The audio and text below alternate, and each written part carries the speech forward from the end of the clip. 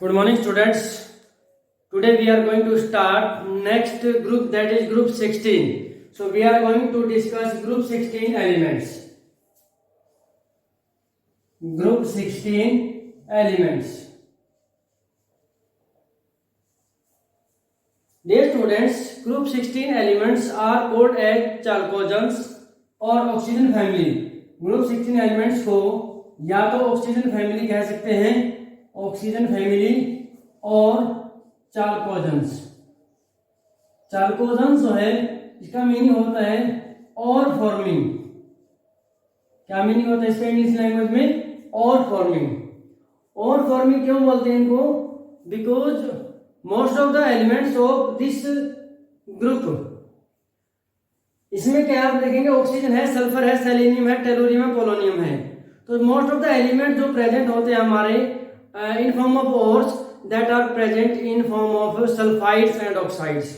तो sulphides and oxides की form में ज्यादातर एलिमेंट प्रेजेंट होते हैं और की फॉर्म में. इसीलिए सल्फाइड किसकी वजह से बनते हैं? सल्फर के साथ कंपाउंड बनता है तब बनते हैं. ऑक्साइड कब बनते हैं? जब ऑक्सीजन के साथ कंपाउंड होता है. तो इसीलिए ये जो ग्रुप 16 एलिमेंट्स हैं ये और फॉर्मिंग होते हैं और बनाने वाले होते हैं, इसीलिए इनको चाल्कोजेंस कहते हैं. एलिमेंट्स कौन कौन से हैं? Elements of group 16 are, elements of group 16 are कौन कौन से हैं? Oxygen, sulphur, selenium, tellurium and polonium.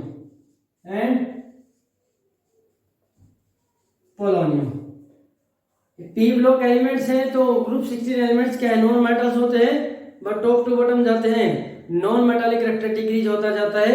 जो पोलोनियम है सबसे नीचे ये मेटालिक करेक्टर का होता है. अब हम डिस्कस करते हैं कि जो ये ग्रुप 16 एलिमेंट्स हैं इनकी इलेक्ट्रॉनिक कॉन्फ़िगरेशन क्या होती है. इनकी इलेक्ट्रॉनिक कॉन्फ़िगरेशन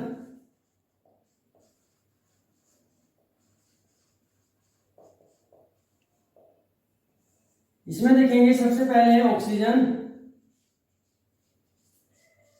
और एटॉमिक नंबर कितना है यहाँ पर? 8. उसके बाद इलेक्ट्रॉनिक कॉन्फ़िगरेशन क्या लिखा जाएगा? 1s2 2s2 2p4 2 4 और 4 8. तो यहां पर इसको क्या लिख सकते हैं? हीलियम. और आगे क्या लिख सकते हैं? 2s2 2p4. उसके बाद सल्फर, एस सिंबल है, एटॉमिक नंबर क्या आता है? 16. उसके बाद यहां पर हीलियम के बाद क्या आएगा? नियोन. और आगे लिखा जाएगा 3s2 3p4. Oxygen, sulphur, selenium, single L आएगा सेलेनियम, Se. उसके बाद टेलुरियम, Te. और फिर आएगा आपका पोलोनियम, Po. ठीक है, क्योंकि P के लिए क्या होता है? फॉस्फोरस होता है. तो यहां से और 8 ऐड कर 16 18 ऐड करेंगे, यहाँ पर क्या हो जाएगा आपका? 34. उसके बाद फिर 18 ऐड करेंगे तब क्या हो जाएगा आपका? 18 ऐड करते हैं तो 8 और 4 12 और ये हो जाएगा आपका 52. उसके बाद अगर आप 32 ऐड करते हैं तो क्या हो जाएगा आपका? 4 84. कितना हो जाएगा? 84. तो 8 यहां से 8 ऐड हुआ, फिर आगे 18 ऐड हुआ, उसके बाद फिर 18, उसके बाद 32 ऐड हुआ, तब जाकर के इनका एटॉमिक नंबर आ जाता है. कॉन्फ़िगरेशन में लिखेंगे हीलियम, नियोन. उसके बाद नेक्स्ट क्या होगी? आर्गन. आर्गन के बाद क्या होगा? देखो 3s और 3p हो गया. तो यहाँ पे क्या होगा? 3d10 4s2 4p4. उसके बाद krypton 4d10 5s2 5p4. Next last में क्या हो जाएगा? जीनोम और 4f14 5d10 6s2 6p4. As you can see here, all these elements consist of 6 electrons in their outermost shell. outermost shell में कितने electrons हैं? 6 electrons are present. तो इसीलिए number of valence electrons are कितने हो गए? 6 and valency of these elements will be 2. 8 minus 6 is equal to 2. Clear है? अब हम बात करते हैं इसके बाद atomic and physical properties. Atomic and physical properties.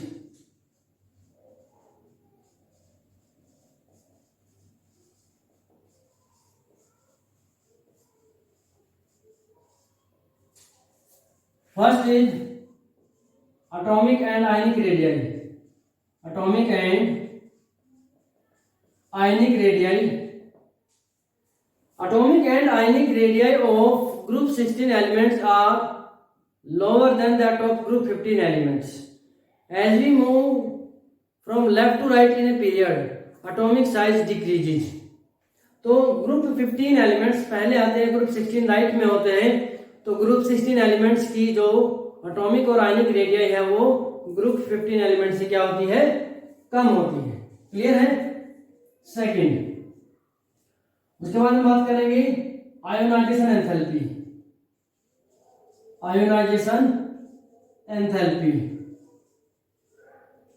Ionisation enthalpy क्या होता है? Amount of energy required to remove an electron from the outermost shell of an isolated gaseous atom. और as you know, first ionization enthalpy of group 16 elements are lower than that of group 15 elements. First ionization energy group 16 elements की group 15 से कम होती है. Generally क्या होता है, left से right जाते हैं तो आयोनाइजेशन एनर्जी इंक्रीज होती है. But in case of this group 15 से ग्रुप 16 जैसे मूव किया है तो फर्स्ट आयोनाइजेशन एनर्जी जो है वो ग्रुप 16 वालों की कम होती है. कैसे होती है? जैसे हम डिस्कस करते हैं, नाइट्रोजन जो है ये ग्रुप 15 का एलिमेंट्स है और ऑक्सीजन जो है ग्रुप 16 का एलिमेंट है. तो यहां से यहां पर हम बात करते हैं तो ग्रुप 15 से ग्रुप 16 में जा रहा है. ग्रुप 15 की कॉन्फ़िगरेशन क्या होगी? 1s2 2s2 2p3. नाइट्रोजन की 2s2 2p3 है. यहां पर 2p में कितने इलेक्ट्रॉन्स हैं? 1 2 और 3. यहां पर 2p में कितने हैं? 1s2 2s2 2p4. p में 4 इलेक्ट्रॉन्स हैं. क्लियर है? आप जब फर्स्ट इलेक्ट्रॉन को रिमूव करेंगे, in this case electron is removed from stable half filled configuration. और यहां से इलेक्ट्रॉन रिमूव कर रहे हैं, that is not exactly half filled और कंप्लीटली फील्ड. ना तो पूरी तरह से हाफ फील्ड, ना एग्जैक्टली फुल फील्ड है. तो to remove electron from this stable configuration more energy is required. तो in this case first energy जो है ग्रुप 15 की ग्रुप 16 से ज्यादा होती है. और यहां पर भी जब एटॉमिक साइज की भी बात करते हैं, यहां से वेरिएशन भी होता है. देखो, नाइट्रोजन से ऑक्सीजन जाते हैं, लेफ्ट से राइट जाते हैं तो एटॉमिक साइज डिक्रीज होता है. बट यहां पर भी एक्सेप्शन है कि नाइट्रोजन से जब ऑक्सीजन जाते हैं तो देखो नाइट्रोजन में 2p3 था, ऑक्सीजन में 2p4 हो गया. तो यहाँ पे इलेक्ट्रॉन पेयर अप हो गया. तो यहाँ पे क्या होगा? इलेक्ट्रॉन इलेक्ट्रॉन रिपल्सन होगी. क्या होगा? इलेक्ट्रॉन इलेक्ट्रॉन रिपल्सन होती है. अब नाइट्रोजन से ऑक्सीजन पे गए, न्यूक्लियर चार्ज इंक्रीज हुआ है and one more electron is added in the same cell. उस केस में जो एटॉमिक साइज डिक्रीज होना चाहिए, but increase in nuclear charge होता है. इंक्रीज इन न्यूक्लियर चार्ज जो 1 यूनिट से इंक्रीज हुआ है उसका जो इफेक्ट होता है it is less than that of electron electron repulsion. तो कहने का मतलब इलेक्ट्रॉन इलेक्ट्रॉन रिपल्सन का जो इफेक्ट है that overweigh the effect of increase in nuclear charge, जिसकी वजह से नाइट्रोजन से ऑक्सीजन लाने पर एटॉमिक साइज इंक्रीज होता है. फर्दर जब फिर ऑक्सीजन से फ्लोरीन पर जाएंगे वहां पर दोबारा से एटॉमिक साइज डिक्रीज होता है. तो ये भी याद रखना, 11th क्लास में टॉपिक आता है, वहां से इसको डिस्कस किया थोड़ा सा. ठीक है, तो ये हो गया फर्स्ट आयोनाइजेशन एनर्जी जो है, first ionization energy of group 16 elements is always lower than is always lower than that of group 15 elements। और रीजन क्या है? This is due to the stable half filled configuration of group 15 elements. Third point की हम बात करते हैं, melting point and boiling point. Group में oxygen है, सल्फर है, सेलेनियम है, टेलुरियम है, पोलोनियम है। तो टॉप टू बॉटम जब मूव करते हैं तो क्या होता है? Atomic size increases. Atomic size क्या होता जा रहा है? इंक्रीज होता जा रहा है। And also atomic number increases. Atomic number भी इंक्रीज होता जा रहा है, एटॉमिक साइज भी इंक्रीज होता जा रहा है। तो due to increase in atomic size and atomic number, तो van der Waals force of attraction goes on increasing. वो top to bottom van der Waals force of attraction increase होती जाती है। एज ए रिजल्ट जो है मेल्टिंग पॉइंट और बॉइलिंग पॉइंट इंक्रीज होता जाता है। यहां से क्या होगा? डाउन द ग्रुप क्या होगा? Melting point and boiling point क्या होगा? इंक्रीजेज। क्या होगा? इंक्रीजेज। बट पोलोनियम जो है it's boiling point is more, इसका बॉइलिंग पॉइंट कम होता है। ठीक है, तो ये एक्सेप्शनल केस है इसमें। उसके बाद फोर्थ पॉइंट की बात करते हैं, electronegativity. Electronegativity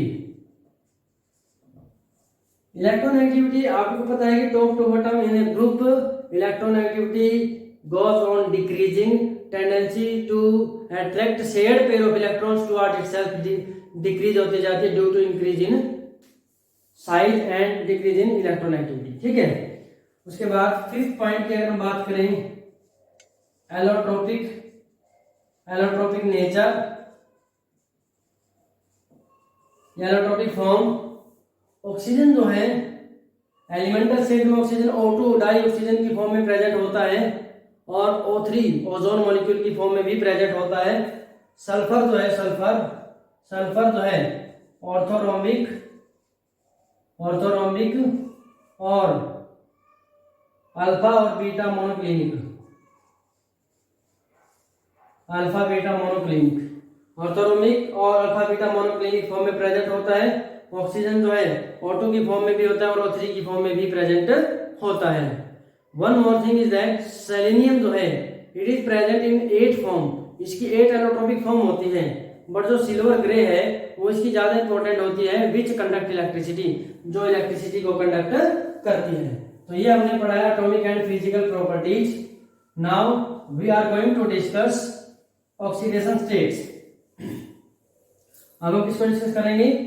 oxidation states. Oxidation states सबसे पहले हम बात करते हैं negative oxidation state. Negative oxidation state, oxygen atom जो है, oxygen is present in -2 oxidation state in most of its compounds। ज्यादातर कंपाउंड्स में ये किसमें प्रेजेंट होता है? -2 ऑक्सीडेशन स्टेट में प्रेजेंट होता है। बट जो ऑक्सीजन है ये प्लस OF2 में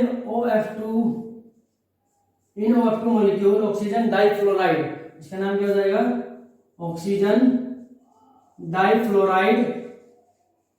तो in this molecule oxygen has, इसमें क्या होगा? Oxygen has +2 oxidation state, +2 oxidation state होती है ऑक्सीजन की। अदरवाइज जो है ऑक्सीजन के ऊपर -2 के अलावा और कौन कौन सी होती है? परऑक्साइड जो होते हैं, peroxides like H2O2 hydrogen peroxide, BaO2 barium peroxide. इन दोनों में ऑक्सीजन के ऊपर क्या होती है? ऑक्सीजन की -1 ऑक्सीडेशन स्टेट होती है। क्योंकि जो परऑक्साइड आयन होता है क्या होता है? O2 2- होता है। क्या होता है? O2 2- परऑक्साइड आयन होता है। उसके बाद एक होता है सुपर ऑक्साइड, जैसे कि KO2। NO KO2 NaO2, उस केस में क्या होगा, ऑक्सीजन जो है इट हैज -½ ऑक्सीडेशन स्टेट, तो ऑक्सीजन की -½ ऑक्सीडेशन स्टेट भी होती है। और सुपर ऑक्साइड, ये पर ऑक्साइड आयन है, पर ऑक्साइड आयन, और सुपर ऑक्साइड आयन क्या हो जाएगा, O2-, क्या हो जाएगा, O2-, ये हो जाता है आपका सुपर ऑक्साइड आयन। ठीक है, क्लियर है नेगेटिव ऑक्सीडेशन स्टेट। अब हम बात करते हैं positive oxidation state. Positive oxidation state, in this case positive oxidation state, positive oxidation state में क्या होगा, तो यहां पर ऑक्सीजन हमें पड़ा है इन OF2 ऑक्सीजन किस में होता है, +2 ऑक्सीडेशन स्टेट में प्रेजेंट होता है। एंड अदर देन दिस, बाकी के जो एलिमेंट्स हैं, ऑक्सीजन सिर्फ एक इस एक्सेप्शनल कंपाउंड में, इस एक्सेप्शनल केस में ही +2 शो करता है, अदरवाइज प्लस ऑक्सीडेशन स्टेट वो नहीं शो करता। बट जो अदर एलिमेंट्स हैं, other elements of the same group, other elements show, वो कौन कौन सी शो करते हैं, +2 +4 एंड +6, ये तीनों शो करते हैं। किसकी वजह से, ड्यू टू प्रेजेंस ऑफ, इसकी प्रेजेंस की वजह से, due to presence of D orbitals, D orbitals की प्रेजेंस की वजह से वो +2 +4 +6 ऑक्सीडेशन स्टेट भी शो करते हैं। क्लियर है। हम बात करते हैं एनोमलस बिहेवियर ऑफ ऑक्सीजन। आपको ये पता है कि जैसे ऑक्सीजन फैमिली बोलते हैं, नाइट्रोजन फैमिली बोलते हैं, हेलोजन फैमिली बोलते हैं, तो जो first element of the group होता है that represent the whole group या होल फैमिली, इसीलिए उसको उस पार्टिकुलर एलिमेंट के जो फर्स्ट एलिमेंट है उसके नाम से बोला जाता है। And physical and chemical properties of first element are different from the other elements of the same group, जो सेम ग्रुप के अदर एलिमेंट्स हैं उनसे डिफरेंट होती है फर्स्ट एलिमेंट की प्रॉपर्टी। क्यों होती है, वो जो प्रॉपर्टीज का डिफरेंट होना होता है that is called as anomalous behaviour. अब हम बात करते हैं anomalous behaviour of oxygen. Oxygen first atom है, फर्स्ट एलिमेंट है ग्रुप का, तो इसका अनोमलस बिहेवियर क्यों होता है, this is due to, first है small size of oxygen atom, दूसरा क्या है हाई इलेक्ट्रोनेगेटिविटी,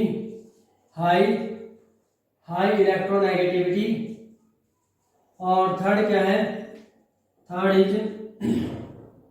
हाई आयोनाइजेशन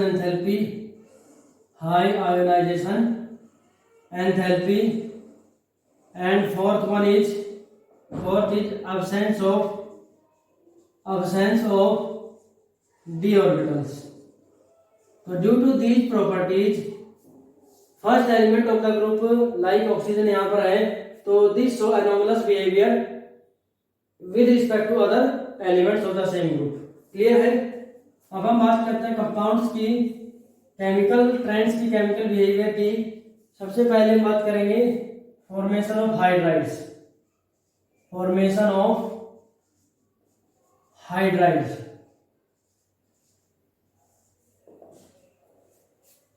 ठीक है। हाइड्रोजन के साथ जो कंपाउंड बनता है एलिमेंट को उनको क्या बोलते हैं, हाइड्राइड बोलते हैं।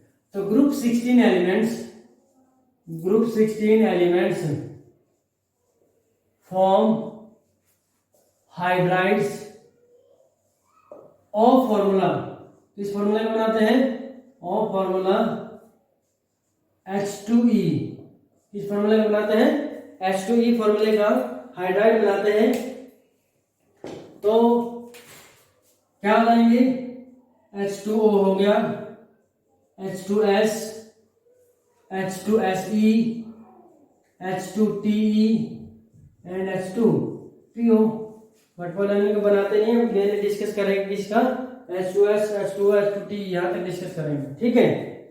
तो इसको हम यहाँ ग्रुप वाइज लिख देते हैं H2O, H2S and H2SE and H2TE। अब हम बात करते हैं कि जो H2O को छोड़ करके hydrides of sulphur, selenium and tellurium are obtained, इनको कैसे बनाया जाता है? By the reaction of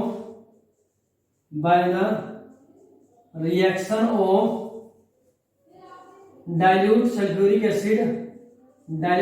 acid with sulphides, इनको सल्फाइड्स के साथ रिएक्शन करके बनाया जाता है।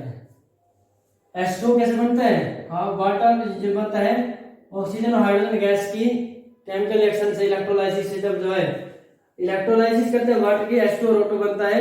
और जब H2O जब बनाते हैं क्या होगा? हाइड्रोजन गैस और ऑक्सीजन गैस कंबाइन होते हैं, तब जाकर के जैसे कि फ्यूल सेल में होता है तब वहां पर वाटर बनता है। ठीक है, तो इसमें देखो जैसे आयरन सल्फाइड है FeS है plus H2 dilute sulphuric acid है तो H प्लस आयन होगा, प्लस वाटर मिल जाएगा तो क्या होगा? H3O plus ion. तो यहाँ से क्या बनेगा? FeS से बनेगा आपका Fe3 प्लस आयन, प्लस में क्या बनेगा? H2S और प्लस में क्या हो जाएगा आपका? 2H2। यहाँ पे हो जाएगा 3H3O प्लस। ठीक है, तो रिएक्शन बैलेंस हो गई है। तो इस तरीके से जो है आप देख सकते हैं क्या बन गया? H2S की प्रिपरेशन हमने की है। अब हम बात करते हैं कि जो ये हाइड्राइड्स है, H2 है, H2S है, H2SC है, H2TE है, इनकी प्रॉपर्टीज को डिस्कस करते हैं वन बाय वन। ठीक है, सबसे पहले इसकी प्रॉपर्टीज को डिस्कस करने से पहले इनकी स्ट्रक्चर को डिस्कस करते हैं। ठीक है, इसका एग्जांपल लेंगे हम, वाटर का एग्जांपल लेकर के डिस्कस करेंगे। ठीक है, स्ट्रक्चर ऑफ H2O या कोई भी फॉर्मूला जो है सभी की सेम स्ट्रक्चर होगी। H2O की स्ट्रक्चर ड्रॉ करते हैं तो H2O में क्या है? H2O इन H2O ऑक्सीजन क्या है? sp3 hybridised. क्या हो जाएगा? sp3 हाइब्रिडाइज्ड, हाइब्रिडाइजेशन जो sp3 हो जाएगी तो क्या होगा? For sp3 hybrid orbitals will be found, for sp3 hybrid orbitals will be found. तो जो 4 sp3 हाइब्रिड ऑर्बिटल बनेंगे उनमें क्या होगा? Out of 4 sp3 hybrid orbitals, तो 4 sp3 हाइब्रिड ऑर्बिटल जो हैं उनमें से 2 फॉर्म सिग्मा बॉन्ड्स, इसके साथ sigma bonds with 2 hydrogen atoms. दो sp3 हाइब्रिड ऑर्बिटल तो हाइड्रोजन के साथ मिलकर के सिग्मा बॉन्ड बनाएंगे and other two sp3 hybrid consists of lone pair of electrons, तो एज ए रिजल्ट क्या होगा? एज ए रिजल्ट एंगुलर और bent geometry is formed, angular या फिर बेंट ज्योमेट्री जो है बन जाती है। और बॉन्ड एंगल जो है, बॉन्ड एंगल डिक्रीजेज, वो कम हो जाता है। कहां से? फ्रॉम, जो रेगुलर ज्योमेट्री होती है उसमें 109 डिग्री 28 मिनट होता है, तो वहां से फ्रॉम 109 डिग्री 28 मिनट टू कितना हो जाता है? 104.5 डिग्री हो जाता है। वाटर के केस में डिक्रीज हो जाता है। This decrease in angle is due to presence of lone pair bond पे रिपल्सन होगी, उसकी वजह से बॉन्ड एंगल जो है ये डिक्रीज हो जाता है। क्लियर है? अब हम बात करते हैं स्ट्रक्चर जो है वाटर की। स्ट्रक्चर क्या रहेगी? ये वाटर की स्ट्रक्चर रहेगी OH और यहाँ पे क्या होगा? 2 lone pair of electrons present. तो ये जो बॉन्ड एंगल है इस केस में कितना है? 100.5 डिग्री, 104.5, 104.5 डिग्री होता है। उसके बाद देखो जैसे जैसे टॉप टू बॉटम मूव करते हैं बॉन्ड एंगल डिक्रीज होता जाता है। क्या होता जाता है? Bond angle decrease. यहाँ पर 104.5 डिग्री है, उसके बाद आपका हो जाएगा 92.1 डिग्री, फिर 91 डिग्री, फिर 90 डिग्री के आसपास। ठीक है, तो बॉन्ड एंगल डिक्रीजेज। क्या हो रहा है? Bond angle decreases. तो ये बॉन्ड एंगल क्यों डिक्रीज होता है? This is due to the reason that top to bottom जब मूव करते हैं, एक तो एटॉमिक साइज इंक्रीज होता है और इलेक्ट्रोनेगेटिविटी डिक्रीजेज। तो due to decrease in electronegativity, जो बॉन्ड पेयर ऑफ इलेक्ट्रॉन्स है that are present away from the central atom and distance between the bond pair of electron, तो इलेक्ट्रॉन इलेक्ट्रॉन रिपल्सन कम होती है जिसकी वजह से कंप्रेस हो सकते हैं और बॉन्ड एंगल डिक्रीज हो सकता है। क्लियर है?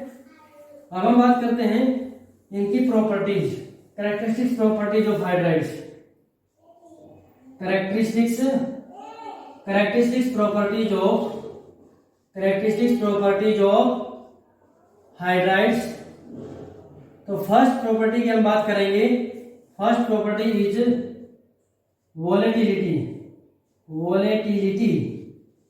यानी कि volatile nature.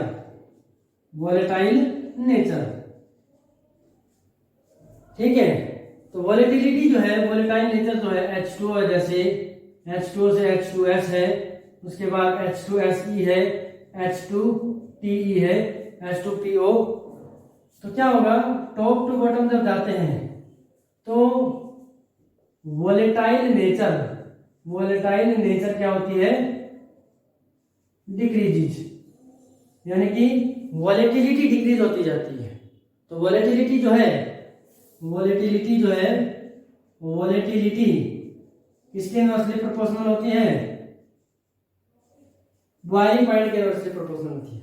Top to bottom volatility decrease होती है, बट कहां से कहां तक? यहां से यहां तक डिक्रीज होती है, यहां से यहां तक का एक्सेप्शन है। वोलेटिलिटी जो है, वोलेटिलिटी इंक्रीज होती है। क्यों? यानी कि यहां से यहां तक आएंगे, बॉइलिंग पॉइंट जो है वो H2O, यहां से यहां तक वोलेटिलिटी इंक्रीज हो रही है। Boiling point of H2O is greater than H2S। देखो आगे तो वोलेटिलिटी डिक्रीज हो रही है, बॉइलिंग पॉइंट बढ़ रहा है, बट H2O से H2S जाने का एक्सेप्शन है। बॉइलिंग पॉइंट H2O का ज्यादा है H2S से। तो जिससे क्या होगा, बॉइलिंग पॉइंट इसका ज्यादा है तो इसकी वोलेटिलिटी कम, इसका बॉइलिंग पॉइंट कम, वोलेटिलिटी ज्यादा।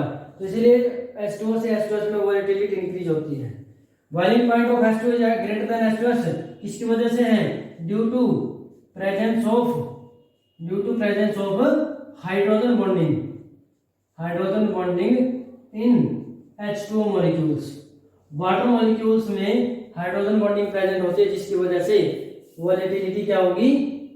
H2O से H2S जाने में क्या होगा? वोलेटिलिटी इंक्रीज होगी।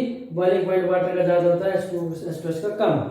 इसको कैसे देख सकते हैं? इसको ग्राफ से बना सकते हैं। यहां पर आपका जो हो जाएगा बॉइलिंग पॉइंट, ठीक है, और यहां पर इसके क्या हो जाएगा? एटॉमिक नंबर या एलिमेंट्स लिख सकते हैं, एटॉमिक साइज बोल सकते हैं, एटॉमिक साइज। तो पहले बॉइलिंग पॉइंट जब H2O का ज्यादा है तो H2O का बॉइलिंग पॉइंट ज्यादा है, उसके बाद H2S का कम, फिर जो है इंक्रीज होता जाता है। तो ये हो जाएगा आपका H2O, ये H2S, H2TE, H2SE और H2TE और H2PO। H2PO तो ना भी दिखाएं तो भी लिख सकते हैं। क्लियर है? तो बॉइलिंग पॉइंट H2O का ज्यादा है तो इसका वोलेटाइल नेचर क्या होगा? कम। H2S का बॉइलिंग पॉइंट कम, तो सबसे ज्यादा वोलेटाइल नेचर किसकी है? इसकी। तो ऑर्डर लिखना हो तो कैसे लिखेंगे?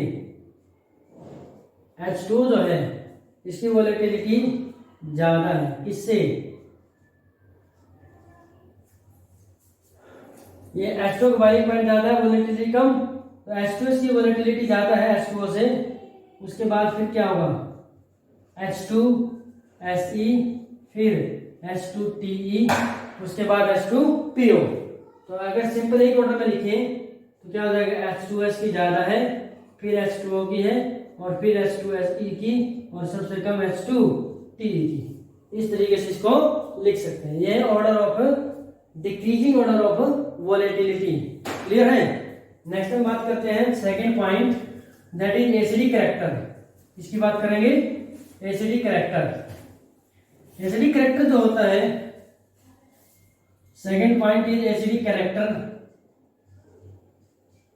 आपको पता है कि जो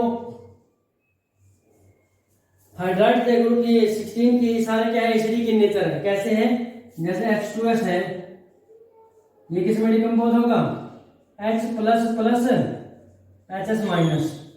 अगले केस में क्या होगा, HS माइनस फर्दर डिकम्पोज होगा H plus plus H2 minus. तो यहाँ से H प्लस प्रोड्यूस हो रहा है, इसलिए क्या है, एसिडिक नेचर का होता है। ठीक है, तो H2O से H2S, H2SE, H2TE और H2PO। तो इस केस में जो है टॉप टू बॉटम मूव करते हैं तो एसिडिक कैरेक्टर क्या होता है, इंक्रीजेज। Acidic character increases. कारण क्या है इसका एसिडिक कैरेक्टर इंक्रीज होने का, oxygen, sulphur, selenium, tellurium, polonium जब नीचे जाते हैं एटॉमिक साइज इंक्रीज हो रहा है। एटॉमिक साइज इंक्रीज होगा तो स्मॉल साइज हाइड्रोजन के साथ जो बॉन्ड बनेगा तो बॉन्ड लेंथ क्या होगी, ज्यादा होगी। बॉन्ड लेंथ ज्यादा होगी, बॉन्ड की स्ट्रेंथ कम होगी और H प्लस आसानी से रिलीज हो सकता है। तो सेम जो है ऑर्डर जो है top to bottom. Third point है थर्मल स्टेबिलिटी का। किसका पॉइंट है, thermal stability. Acidic character increase हो रहा है टॉप टू बॉटम, तो थर्मल स्टेबिलिटी क्या हो रही है, हाइड्रोजन को रिलीज करने की टेंडेंसी बढ़ती जा रही है। Thermal stability top to bottom, top to bottom thermal stability जो है, top to bottom thermal stability decreases. Thermal stability जो है क्या होती है, डिक्रीजेज। और पॉइंट क्या बचेगा, reducing character. Reducing character, reducing character क्या होता है, रिड्यूस करने का, हाइड्रोजन छोड़ने का इंक्रीज होता है। तो ऑर्डर क्या रिड्यूसिंग कैरेक्टर का, H2O, H2S, H2SE and H2TE। This is order of reducing character.